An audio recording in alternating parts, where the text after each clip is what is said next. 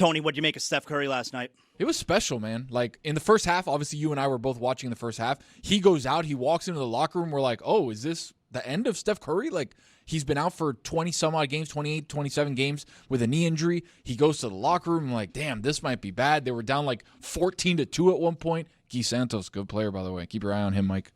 Okay. Guy Santos. See him next week? Maybe. Maybe we see him next week.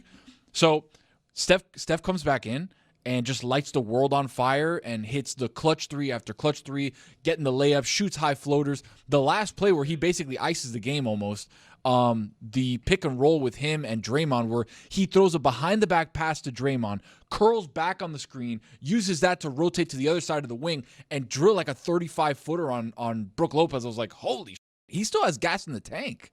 Steve Kerr was talking and look, let the Warriors feel themselves. I'm never going to get on a team for celebrating Steve Kerr was calling it, this feels like we won the championship again. And like, that's easy to make fun of Steve Kerr for saying that because this is a 4-time champion Warrior team. And what are you talking about? This is a play-in. It's your third year in a row in the play-in, actually.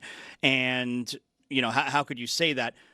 I can't sit here and criticize players for not caring and then criticize them also for really caring. So I like it. I'm totally fine with the way that they behaved last night and celebrated that win. But after the game, Steve Kerr talking about how, you know, this is why Steph came back. This is why he played. People were saying, you know, why come back this year? You should sit it out.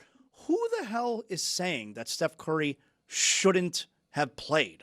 There are people out there that are saying, I don't want to see Steph Curry. Don't play.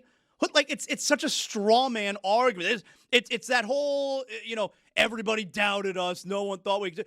No one was saying Steph Curry shouldn't play basketball. Not only that, it's like you're going to save him for next year when you have a real chance of winning the Western Conference, or not really. Like, if they lost the game, Steph Curry would have 4 months to rest. No one is saying you should hold him out. Right. It's like one of the greatest shooter and one of the biggest stars we've ever seen. We all want him to play. We want to see him play against another guy who's a legendary guy in Kawhi Leonard. And we only talk about the offense, but the defensive side of the ball, Draymond Green still got it. Well, Steve Kerr also called him after the game, said he's the best defensive player he's ever seen. He locked down Kawhi Leonard. Like, Kawhi was passing out of like easy plays one-on-one where he could have got past him, which makes me a little bit worried about Kawhi, by the way.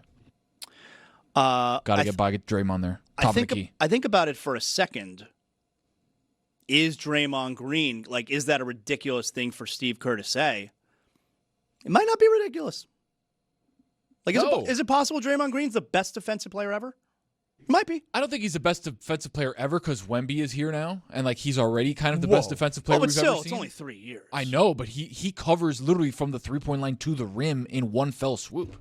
Like, nobody can do that. Draymond can guard 1 through 5, which is incredible in his versatility defensively, how he can play behind as the anchor on a 2-3, how he can play one-on-one defense. Sounds like someone else I know. Wemby, yeah. Can I jump in? Knocked out of the plane. Can I jump in real quick and wish everyone a happy National Banana Day? Can I tell you something? I've never had a banana. No, that's not true. Okay. I was about to lose my mind. Is Kawhi Leonard going to be a Heat target this offseason? Give this a listen. I think I mentioned this yesterday, actually. And I talked about it on ESPN this past weekend as well, where I think there's a real chance that the Heat go after Kawhi Leonard. Now, what's the route of going after Kawhi Leonard? Is it going to be a trade? Which I think the Clippers are going to be very open to trading Kawhi Leonard. But maybe it is actually as a free agent because maybe this aspiration hammer comes down and Adam Silver decides to do something because he's done nothing. But maybe he decides to do something, which so convenient, right? The aspiration stuff, they couldn't get this investigation done in the past 6 months. But now, because the Clippers season is over, they'll probably be able to finish it up, all right? So maybe the contract gets voided or whatever, and he ends up becoming a free agent. But here's Kawhi Leonard after the game last night, and he doesn't seem to worry about it. I'm not sure. I never thought about it too much other than questions asked. So you have to ask the NBA, not me. I'm not the one doing the investigation. Just a quick follow-up. How important is it for you to have some kind of resolution to that? I think that we're going to be in the clear, like I told you before. So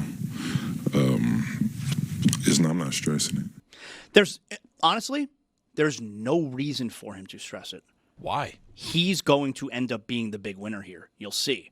Because worst case scenario is his contract gets voided and he becomes a free agent. And what do you think happens then? On the heels of his best year. A bidding war. What do you think happens then? Like, he has no reason to stress anything. Now, maybe the Clippers want to stress a little bit. Maybe they get draft picks taken away, or Steve Ballmer, maybe he gets banned for a year.